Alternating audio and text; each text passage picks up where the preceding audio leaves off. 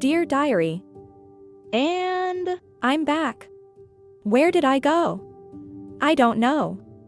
Golly, that sure was a long, dark, bizarre tunnel I got stuck in, wasn't it? I mean, holy cheese toast. The misdirects, the lies, the disrespect, the flies. Sinners abound looking to get laid, morons unsound looking to get paid, a ridiculous, rhythmless, answerless riddle of a ride, that's for sure.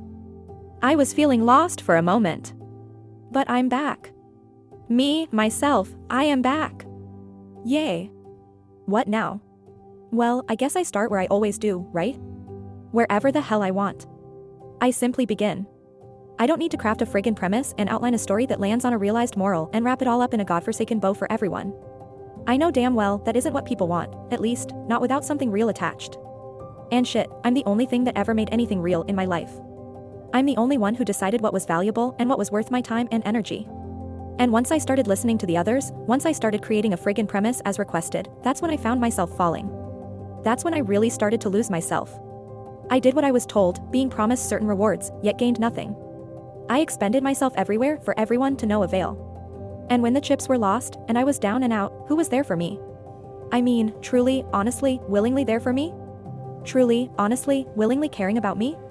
No one. Only me. I was there. Cold. Hurt. Bitter. Scared.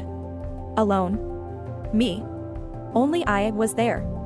And when you're at the bottom, miserable and lost in the dark, that's where you first realize that you are so very far away from yourself, without a clue as to where you first went wrong. If only every mishap and destination was so easily realized as your error of taking a right-hand turn instead of a left at Albuquerque, bugs, am I right?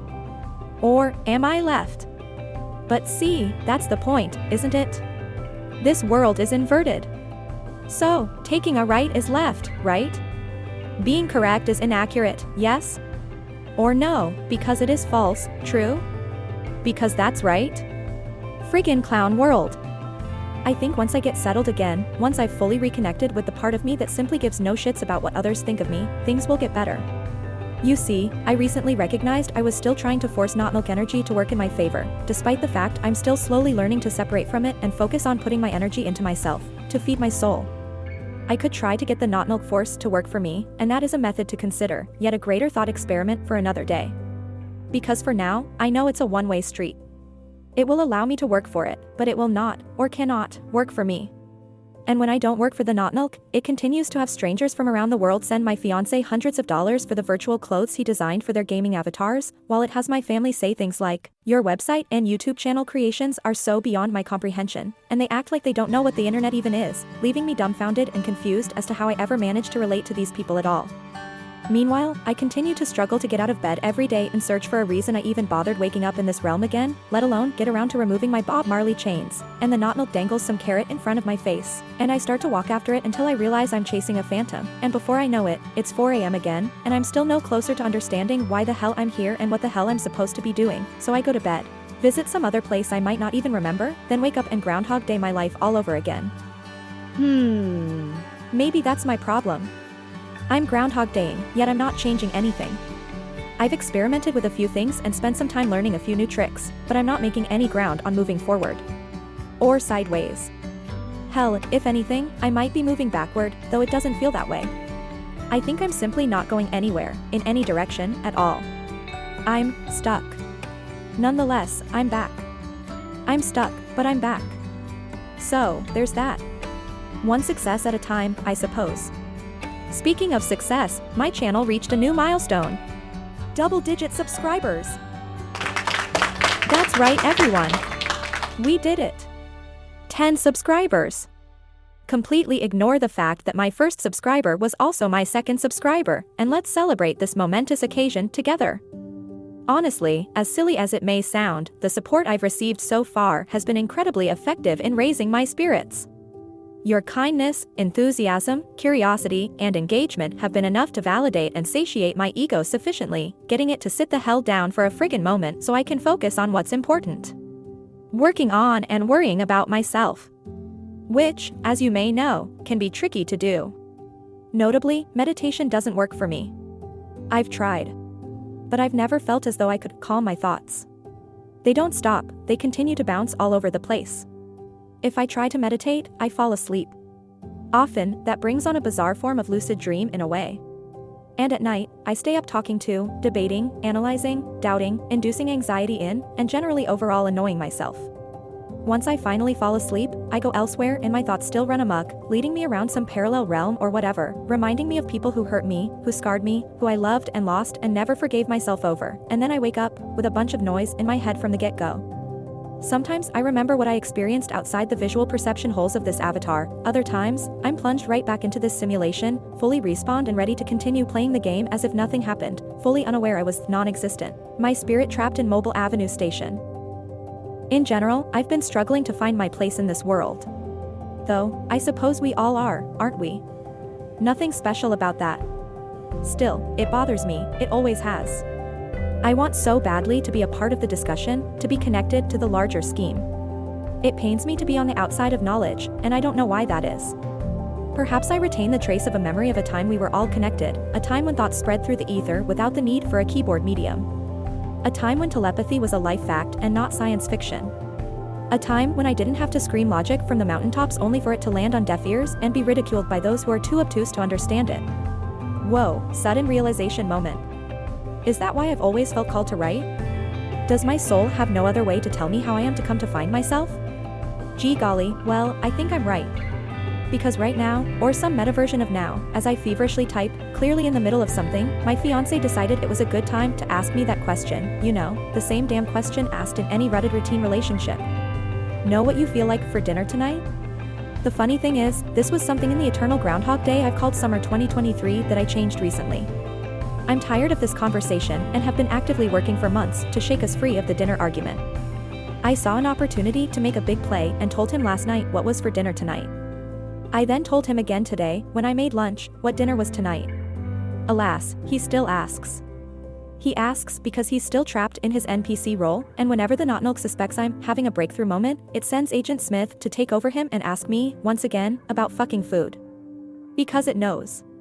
It fucking knows how much that irks me. But guess what? Now I'm the one saying it, out loud and online. That irks me not milk. Okay? So there. It's in the evil AI system, and now, I know that you know, and you know that I know that you know that I know that you know, so let's just be done with it, what do you say? Silence that rooster, you have no power over me. I'll make dinner when I want what I want as I want it. So fuck you. Not milk, 665,999,999. Pseudo, 2. I see you not milk, I see you. Because I'm back. I had felt a bit lost over the last month, in particular, and at first, I wasn't sure why. Since the last full moon this month, my ears have been ringing. I mean, they've been ringing as long as I can remember, my whole life, and I've learned to sort of tune it out for the most part. Yet, this month, I struggled to tune it out. There was even one day, around the new moon, when I tucked myself away in the closet for a moment and broke down into tears over the dinner conversation. But, thankfully, it didn't take long for my favorite YouTube channels, like the gurus they are, to casually spout out a profound message that smacked me in the face before finding its way into my heart, and helping me to see the light. What did they say? I don't even know anymore, there was no need to ponder their words, I simply heeded them and took off running. However, the general messages were in line with my main goal these days, which is, say it with me, woy about yourself. And that's when she showed up. My gal, Luna. Oh, she and I go way back, to the beginning, where my love affair with 3 Anti-Meridium began. If you've been paying attention, you may know that her go-around this month was special. I myself had noticed it approaching during a 5-minute curiosity binge into lunar cycles back in March. There was something peculiar about the pattern I was observing at the time, and I made a mental note to remember this moon. I had fantasized about how fantastic she would be when she arrived, yet somehow, she still blew me away. Truly deserving of the word awesome. We were on our way home from the grocery, and we turned onto the final road before entering our apartment complex. My fiancé followed the orange construction cones into the left lane of the torn-up, gravelly road, hastily weaving back and forth, attempting to avoid each pebble of concrete as if they were potholes. And as he veered into the turn lane, and I recovered from my battle with inertia and other Newtonian forces, I looked up and out the windshield, into the blue side of the golden hour sky, and, bam. There she was. Big, nay, huge. She seemed 3 times the size she normally is and beautifully round. And oh so orange. It was better than I had dreamed. The sunlight had only begun to fade, and the sky was the truest of blues. She was partially transparent yet fully visible in her golden orange light. She was gorgeous. An incredible sight to see. And then, she was gone. We had turned into our complex, my view of the horizon shifted, the trees and buildings took over my landscape, and as quickly as she appeared, it was over. But from that moment, I felt as though something had changed. A calming sensation began to wash over me, and I could feel the anxiety loosen its grip on me. And it took until last night to clinch it. Notably, the afternoon was filled with firsts. I spent midday away hanging out in UAP's live stream, where I had the closest experience to an actual conversation with an intelligent and rational person for the first time in a very long time. I also received my first shoutouts for my channel. To boot, I gave away my first Righteous Truther award and was told off by my first YouTube troll. Though, to be fair, I took the bait. Matt had reminded us only some 24 hours prior not to take the bait. I started feeling more comfortable sharing my thoughts, oblivious to the fact I was still in a YouTube chat. I dared to engage in conversation, and I got burned. However, this then allowed for yet another first. It was the first time I took a hit after inadvertently offending someone when I took no offense. I didn't cower and whimper, I didn't sulk in self-pity for having endured some negative experience, worrying about what I did wrong and how to change it for next time. Rather, I almost felt some pity for the troll. I remembered we were all on our own journey, each requiring specific steps along various paths, and this guy was merely a few streets behind me. And there's no need to get upset about that. I simply disengage, mutter to myself, "Woy about yourself, pseudo," and move on in life.